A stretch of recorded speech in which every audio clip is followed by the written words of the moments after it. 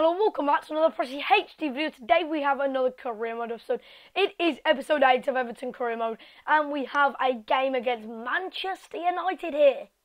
It is at Goodison Park and Manchester United currently sit in third in the league. They are in fact 7 points behind us, and well, our goal difference is showing otherwise because our goal difference is unbelievably amazing. We've got like 28 goal difference. It wasn't good enough though for Coleman to not bring down Raphael as the right back burst forward down the left side, which was a bit unusual, and managed to win a penalty for Van Persie to take. Howard, trying to distract him, was unsuccessful in the end, and despite going the right way, had no chance in beating that penalty because Howard, well, he couldn't quite get over the ball, he couldn't quite meet the ball, or reach it for that matter, because it was just such a powerful, well-driven penalty into the top corner. But what a mistake from the Manchester United goalkeeper. And well, despite the fact that he still managed to get a touch on it, tried to redeem himself, well, I intercepted it with saves after I read and pretty much predicted that the keeper would roll it out. So I managed to intercept it with saves. He was running in the wrong direction, but cut back, chipped it over, and then just finessed it into the corner, which was excellent work. And Saves was running the defence riot. In the end, though, couldn't quite convert this opportunity as he slipped it around the goalkeeper, Lindegaard, but he couldn't quite just slide it into the corner of the net. It was inches, if not centimetres away from going in, but it is 1-1 at half-time. So a conveyor belt of chances for both teams resulted in an opportunity coming up on the 65th minute mark. Fellaini picks the ball up in midfield, deploys it over to Van Persie, who backheels it to Fellaini. Fellaini has a shot. Mata, though, he pulls the trigger, and unfortunately for Mata, he couldn't quite get it on target. Fellaini, though, plays it in, it's Rooney into Pjanic. It's a great chance. Howard forces it clear, and eventually the corner kick is won, but nothing comes of it. So Manchester United, despite being the better team in the second half, didn't get the victory, and we managed to grab a point. So that is the first game where we failed to win this year, not only in the Premier League, but in all competitions, which is pretty insane, and I am pretty proud to end that run in such a way. But now we do come up against PSV, and obviously in this Champions League competition we are determined to finish first in the group stage. We need a good cup run, and that isn't really how it's going to be done. Lukaku with an awful shot. That was just weak. It was really weak. God knows what was running through my mind when that happened. But Delafay, well, his blood was running through his veins, similar to the way that some retardedness was running through my mind. By the end, Lukaku couldn't quite convert it. Delafay now, he taps it into Barkley's feet from the corner. Barkley played it out to the edge of the box. Dia didn't volley it. Dia dummied it, and Kramer couldn't quite score. And as you can see, like I mentioned earlier, a conveyor belt of chances, but this is all one way, and no one could seem to score.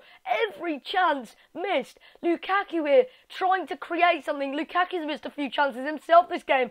Besic couldn't get one. Kramer couldn't get one. Nobody could get anything into the back of the net. It was so frustrating. Look at the saves. 6 for Zoet, 0 for Howard. It was a ridiculous half. And how we aren't ahead in this game, how we are still level, God knows. Only God knows. And we do, going for the second half, pretty positive.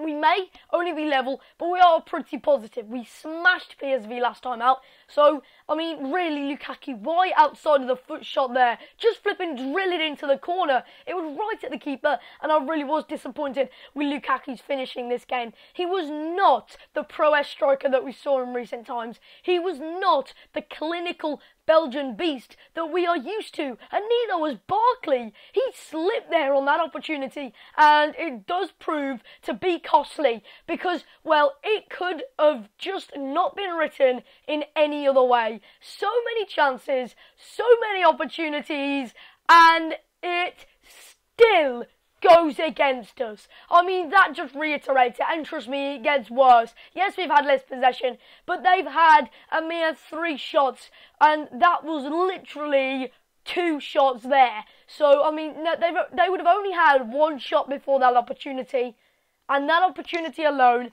despite all our efforts, was the deciding factor. We lose a game. I mean, look at that, 16 shots. Look at all them green dots. That's where all our shots are from. Look at all them blue dots. That's where all their shots are from. Absolutely disgraceful. I mean, that is a bit over the top. It's happened before, but that is over the top. That was just too one-sided to lose. It was just ridiculous. Totally against the run of play. And, well, it was also the first game where we unsuccessfully didn't score, so it meant that going into this game we certainly wanted to change that up, and literally it takes Samuel Say's one opportunity and he absolutely wallops it into the corner of the net. And I think that's the difference between Says and Lukaku at the moment.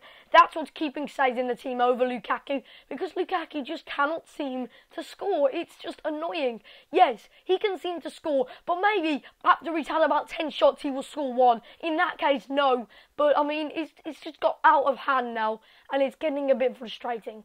But West Ham were really under the cosh here up until this moment in the 80th minute, where Kevin Nolan was looking to create something. He played it wide, and Zarate managed to slip past the defender. He slices it through into Howard's feet. Well, the inevitable occurs, and Mauro Zarate, yet again, makes the decisive goal with a bit of an athletic shot.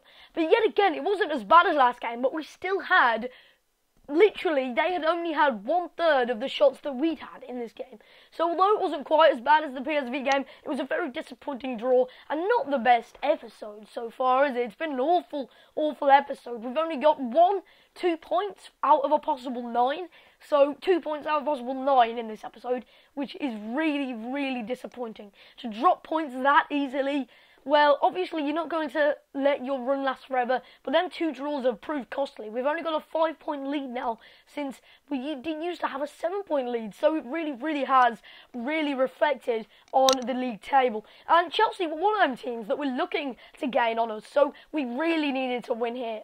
It would be vital to win here. A draw really isn't good enough, because if Man United win elsewhere, then we have been reduced to a mere 2 points if we are to lose this game. A draw would reduce it to 3 points, which isn't bad, but still not really on my mind.